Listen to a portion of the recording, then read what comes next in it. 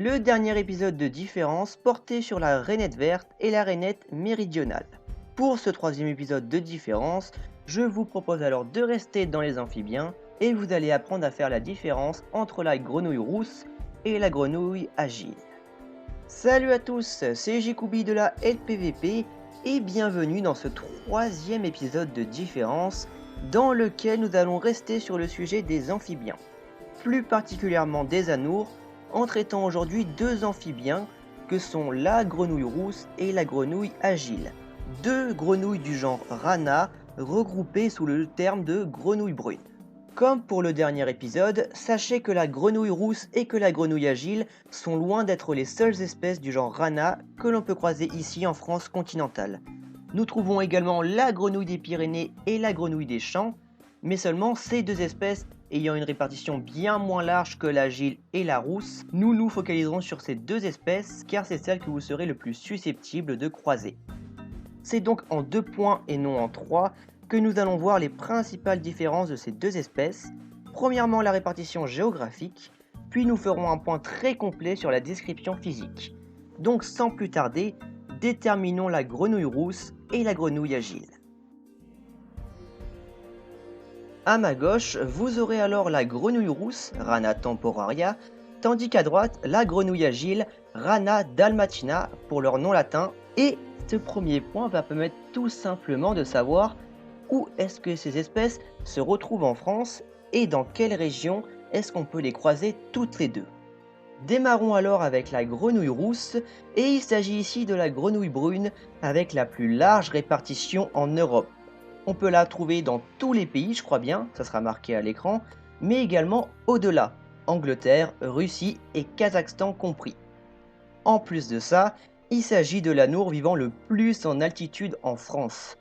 Considérez-la un peu comme une espèce de montagne.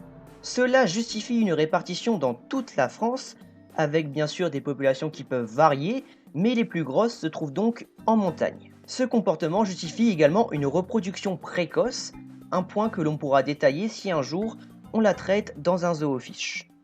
Concernant sa cousine la grenouille agile, si on prend l'Europe, on a une répartition qui est bien moins étendue. En revanche, en France, la situation est à peu près semblable, bien que cette dernière soit absente de certains départements du sud ainsi que du nord pour l'instant. Pour la différencier, il faut savoir que la grenouille agile n'est absolument pas une grenouille montagnarde. Elle résiste bien moins au froid que la grenouille rousse et elle est plus considérée comme une grenouille de plaine. Vous la trouverez donc bien moins en altitude que la grenouille rousse. Elles peuvent donc cohabiter dans certains milieux, mais si vous allez en hauteur, il y a plus de chances de tomber sur de la grenouille rousse. Le point de la répartition géographique étant terminé, nous pouvons passer au point de cet épisode, la description physique. Nous allons ici nous attaquer à 5 caractères physiques qui peuvent permettre de différencier ces deux amphibiens. Ici, vous avez les timecodes des 5 caractères qui vont être proposés. Si jamais il y en a un qui vous intéresse plus qu'un autre, nous allons donc nous attaquer premièrement aux yeux. C'est parti. Pour commencer, fixons-nous sur la grenouille agile et regardons son œil et plus précisément son iris.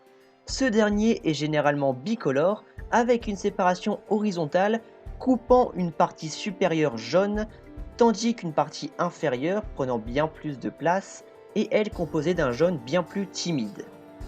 Concernant la grenouille rousse, elle possède elle un iris qui est bien plus uniforme et avec un contraste bien moins marqué. Attention cependant, l'iris est un critère d'identification ne se suffisant pas à lui seul. Certains individus peuvent d'ailleurs avoir tendance à présenter un iris qui ne leur correspond pas, et c'est pourquoi il faut impérativement coupler ce critère avec d'autres afin d'assurer une bonne identification. Et c'est d'ailleurs la même chose pour toutes les identifications que vous ferez, ne vous arrêtez pas à un seul critère, cumulez-les afin d'avoir une bonne identification. Continuons maintenant avec le museau. En plus de l'iris, c'est également par le museau que la grenouille agile peut se distinguer de sa cousine. Chez la grenouille agile, le museau apparaît comme pointu, plutôt allongé, et il va contribuer à donner un aspect svelte à l'espèce.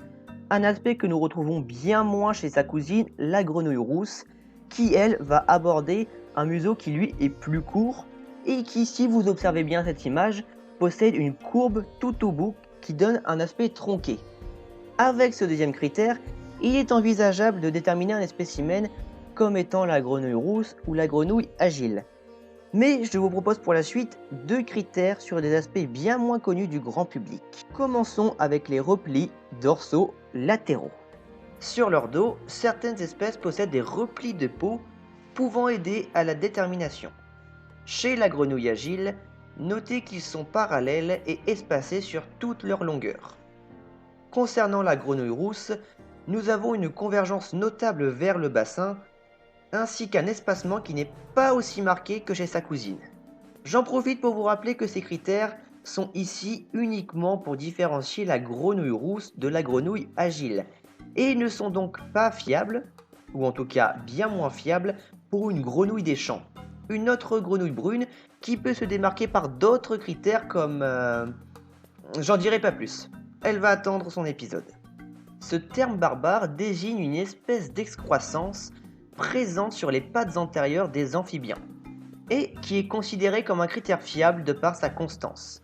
Chez certaines espèces d'ailleurs, il permet la détermination au premier coup d'œil, notamment avec le Pélobate cultripède qui possède des tubercules métatarsiens ou des couteaux, c'est un autre terme que l'on peut utiliser, totalement noirs, une espèce dont j'espère parler un jour sur cette chaîne. Voici donc la forme des tubercules de la grenouille rousse et de la grenouille agile. Notez que ce dernier est aplati, petit et un poil triangulaire pour la grenouille rousse, tandis qu'il sera bien plus grand, bien plus arrondi et saillant chez la grenouille agile. Enfin, le tubercule métatarsien, c'est pas un critère qui peut s'acquérir du jour au lendemain.